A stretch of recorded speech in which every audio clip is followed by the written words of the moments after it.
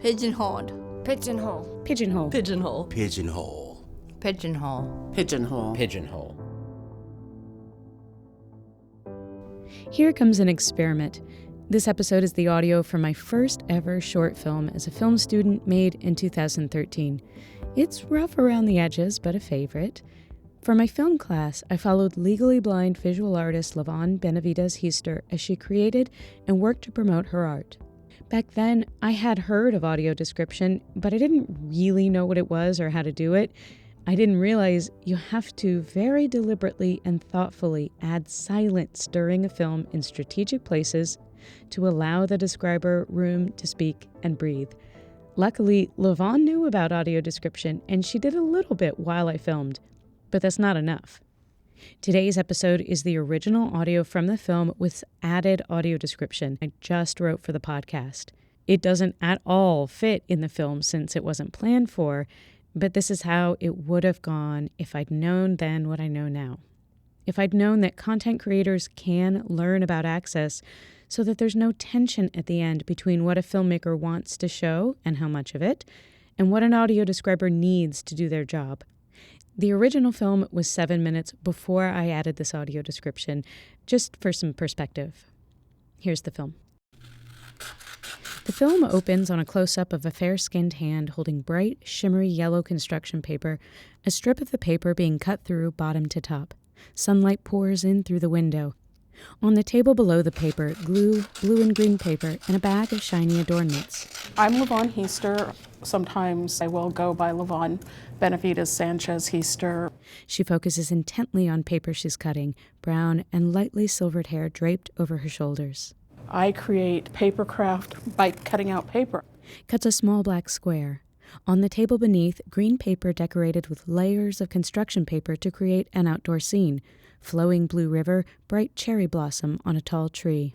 And then I create cards and calendars from that. Now on a city bus, Lavaun tucks away Lavaun's 2014 food and art calendar with multicultural holidays into her bag. The calendar's cover shows a print of 3 dancing women of different ethnicities wearing butterfly wings. They frolic among flowers as large as they are. Back inside, she cuts folded construction paper along a curvy path. The paper held close to her face, her right eye pinched shut. I have 22 degrees of 2100 vision in my left eye and no vision in my right eye. And I've had a learning disability all my life. Super close-up of scissors traversing the edge of green paper as one hand turns the paper back and forth, creating a jagged edge. I just have to keep cutting the sawtooth.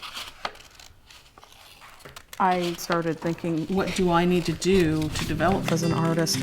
A photo of the finished version of the cherry blossom scene, now with sharp blades of grass added to the page. The layers are apparent, with portions of the tree and cherry blossom floating above the paper. The title appears on screen in a cutout paper type font, Paper Visions. Now sitting outside in the Portland Park blocks in a heavy dark coat, speaking to the camera, her right eye remains half closed. I went to our local organization that serves people with low or no vision and wanted to work on self-employment. I brought up art because I had started actually making a little tiny bit of money off of my artwork. And then I was told, no, we don't support hobby businesses. A photo of Lavaun's artworks in frames lined up along a set of porch stairs with peeling green paint. Images include a dancing couple, 2 mermaids floating with seaweeds and octopuses, a goddess straddling a crescent moon, Day of the Dead skulls, a mosque, holiday candles, and masks.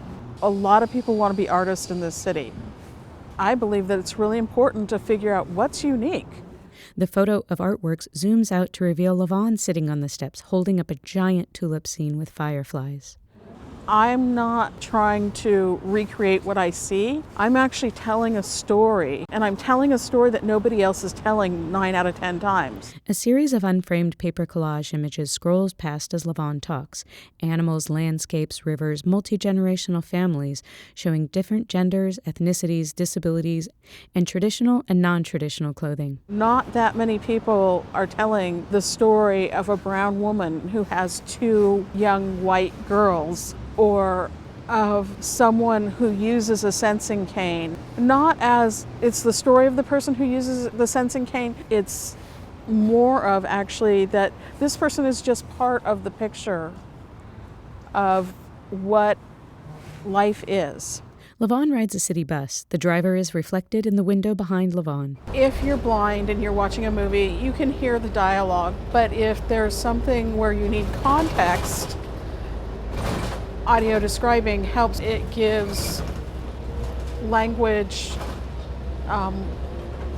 for what's happening for people who have low or no vision. The reason why audio description would be very important in this film is actually because as part of the blind community, a lot of my friends have no vision or very little vision. And so knowing that I'm on the bus right now is going to make a huge difference. If not, they're going to be like, what the heck is the noise behind her?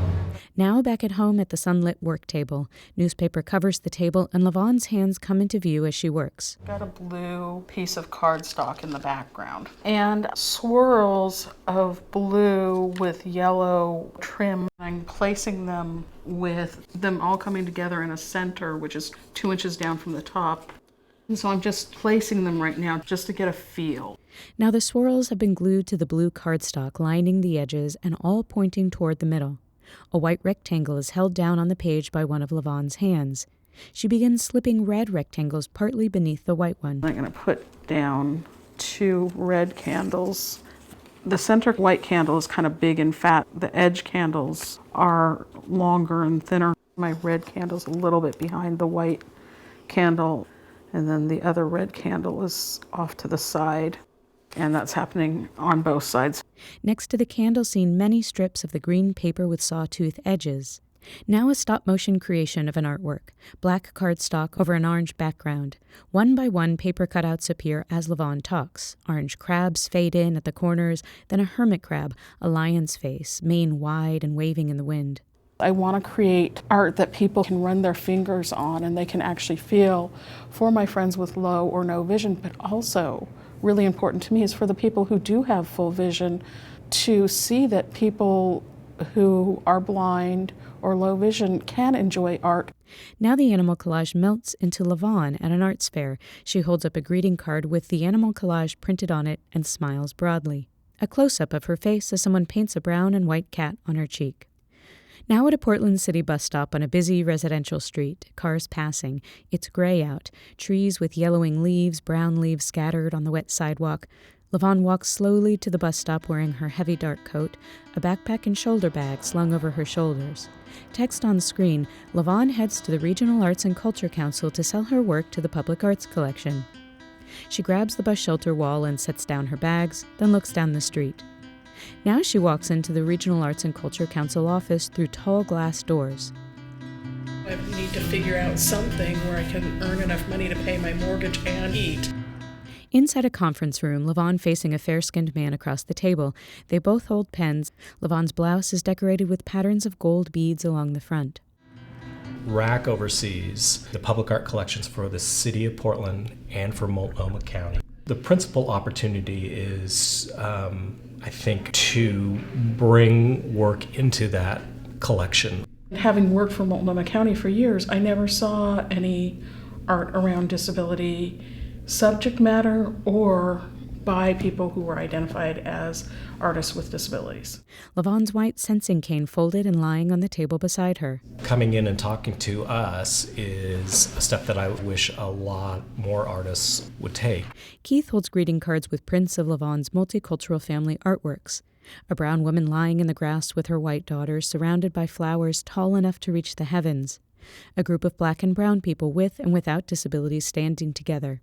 Lavaun looks intently at Keith. You were saying you want to be an advocate for bringing people with disabilities into the public art world. We are always looking for ways to bring artists, period, into the public art world. You want the collection that you have to represent all of Portland, I think this will be a great bridge for us to be able to build. I'm really excited about this. Back at home, Lavaun at her laptop, Facebook is open to her page, Lavaun Heaster's Art. The banner image is a collage of her works. The profile picture is Lavaun beaming next to a display of her art at an exhibition. She leans in extremely close to the screen, then leans back to look at the keyboard, then leaning into the screen, eyes squinting. The first year I didn't make any money, but that's because I'm having to do everything on my own, and it's costing me. I've had medical bills, I've had a lot of stuff go on. She looks off in the distance, smiles, looks back to the laptop with her chin resting in her hand. I'm just kind of pulling it together on my own, but this year things are taking off. Facebook has changed again, which I hate, so I have to figure out the new way to create an event. Oh, it's over here. She begins to type in the Arbor Lodge into the event page. Name Lavaun's calendar release party. Details. In all caps. Fun, fun, fun. One of the exclamation points in there is a number 1. The Arbor Lodge coffee and community space appears for her to add without finishing typing. Aha! Here it is. I just get to click on it now. Yay, I like that. I should join. Event details displayed on the page. Navigates to the Invite Friends button. There we go. Let's go ahead and invite a bunch of people. Outside of the Arbor Lodge, a chalkboard by a brick wall on a dark evening.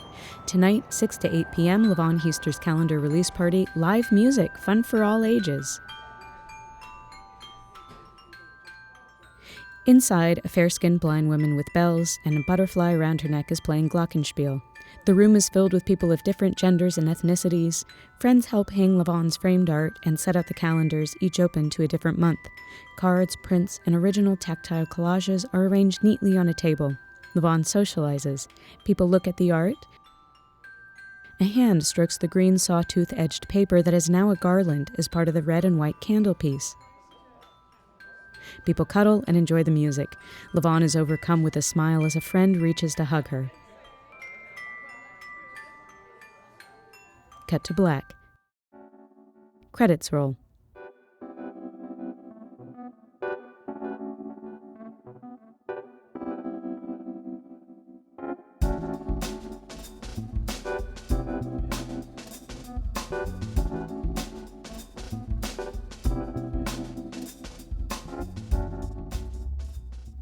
Made at Northwest Documentary. This film was made in memory of Lavaun's sister, Pamela Heaster, who had a great entrepreneurial spirit.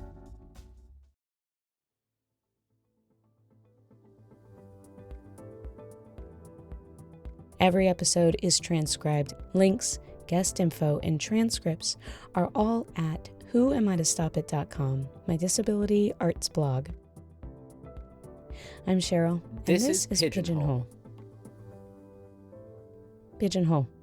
Don't sit where society puts you.